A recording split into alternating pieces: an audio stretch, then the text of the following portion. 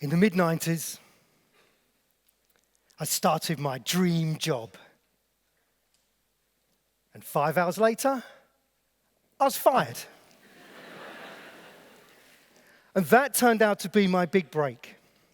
You see, I just finished training as a radio journalist, and I was sent on my first assignment.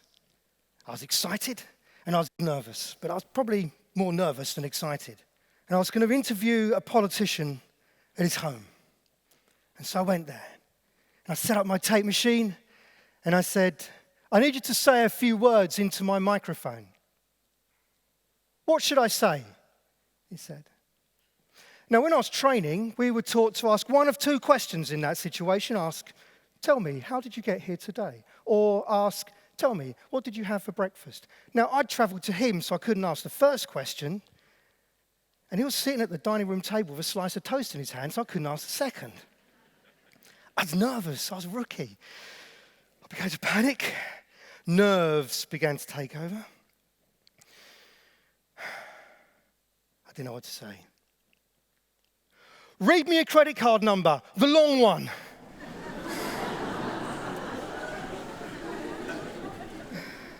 He put his hand in his pocket, he took out his wallet, he removed his credit card, he leant into the microphone, and he read the long number. By the time he got to the end of the long number, I was feeling a little more confident.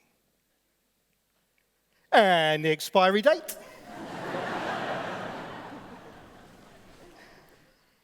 Fumbled around, and he read me the expiry date. Nearly there, I said, just your mother's maiden name. He gave it up. Back then, that was all you needed to abuse somebody's credit card. So I asked him, why should we trust you and your party to run our country? Oh, you wouldn't pull the wool over our eyes, blah, blah, blah. We're excellent, smart people, blah, blah, blah, the usual stuff. I then took the audio back to the studio, and I did some very careful edits so that you wouldn't be able to use his credit card details. And ended up with this lovely feature of a politician happily giving up his personal banking details and then telling me why we should give him the keys to our country. I handed it in for the 1 o'clock bulletin and went home. When I got home, the phone rang. And it was my editor to tell me I'd been sacked. So that was that. Moped around the house for a couple of days, licking my wounds, career over, before it even really started. Well, that's that. I thought, what am I going to do now? I've got to tell my parents.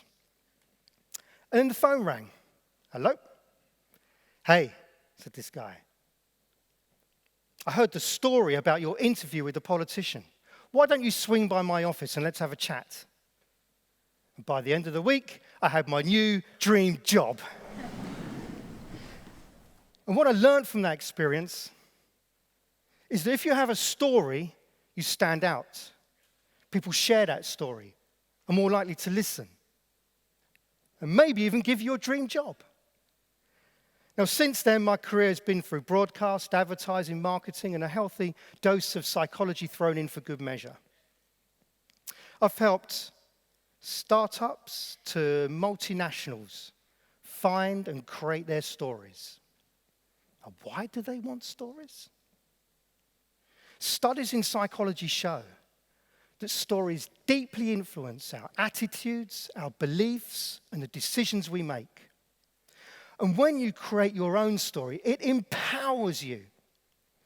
You can turn a negative experience that may be holding you back in your life, like getting fired on your first day at work, into a positive experience that can move you forward. But here's the thing. Most of us are never shown how to create a story, which is a shame. So today, I want to change that. I'm going to show you a very simple method so that you can create your stories. So what story would you like to tell? Just think about that for a moment. What story would you like to tell? How's that working out for you? Mine gone blank? Mine certainly would. Here's a hint. Don't go looking for the stories to tell. Look for problems or challenges that you've faced. They are a great starting point for your stories, like how you help someone overcome a problem. And when you tell that story, you could demonstrate your superhuman powers. If you're an entrepreneur, you could tell your success story and show the world that it wasn't down to luck. No, it was down to your desire, your faith, your plans, and your persistence. That got you to where you are. And if you're a leader, tell your leadership story, how you led your team to success. And then, when you get your promotion, everyone will know why. Stories are journeys formed in a simple 3-act structure where the characters, the places, and the objectives change, but the structure stays the same. That simple 3-act structure is Act 1, the problem. It is here that you set out what the problem is. When you do this, it creates some intrigue because people would like to know, how are you going to overcome that problem? Act 2 is the struggle. This is where you bring to life the drama of the story as you try to overcome the problem. And Act 3 is the resolve. What did you learn from going through that experience? So what I'm going to do now is I'm going to bring that to life a bit by using somebody's story. Steve Clark helps companies take waste and turn it into cash and keep that waste out of landfill. I worked with Steve to find his why story. Why does he do what he does? As it turns out, it's a family story, and I'll share it with you now to help bring the 3 acts to life. Act 1, the problem. Steve's father was a fireman who rose up through the ranks to the position of station officer. Then, fighting a fire in the late 80s, he suffered a severe neck injury and was forced to retire early. Act 2, the struggle. Steve's father had always had a passion for vintage cars, and now, with time on his hands, he started visiting the breakers' yards around Gloucestershire where they lived. Of course, his wife wasn't too happy as the garden began to fill up with rusty old cars. But one day, the garage doors swung open, and there was a beautiful, shiny, majestic vintage car with Steve's dad behind the wheel. He'd taken all that old junk, he'd collected it up, and he'd created this beautiful car. Act 3, the resolve. What did we learn from that experience? Steve was there on that day, and he learnt a very important lesson, one that would shape his future. He learned that one man's rubbish is another man's gold. Steve helps companies take the waste, keep it out of landfill, and turn that waste into cash. So now I'm going to give you 5 questions that you can ask yourself when you're building your story to help create it. They're the 5 W's. Who, what, why, when, where. When you ask those 5 questions, the story starts to appear. Again, we'll use Steve's story to demonstrate it. Who, what, why, when, where. Who is the story about? Well, it's about Steve's family. What was the problem? Steve's father was forced to retire early. Why did it happen? Severe neck injury. When did it happen? In the 1980s. And where did it happen? In Gloucestershire. Who, what, why, when, where. In Act 2, you can ask, what was the struggle? Well, Steve's father had time on his hands. And what did he do to overcome that struggle? He built that beautiful car. In Act 3, you ask, what did we learn from that experience. And of course, Steve learned that one man's rubbish is another man's gold. Okay, going to ask you to close your eyes in a moment because we're going on a roller coaster ride together. All right?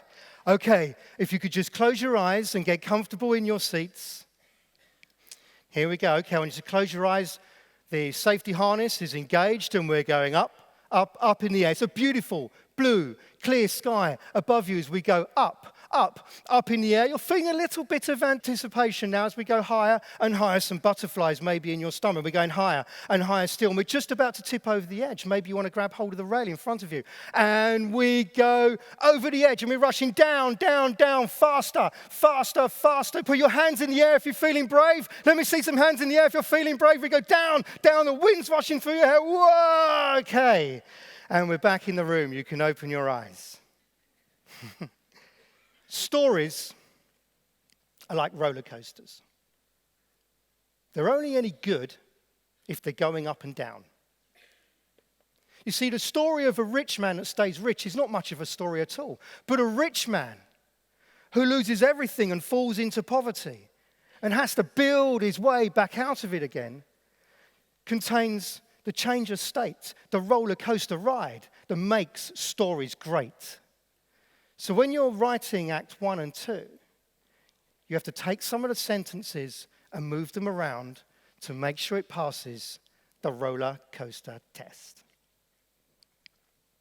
I'll demonstrate this. Again, we'll use Steve's story.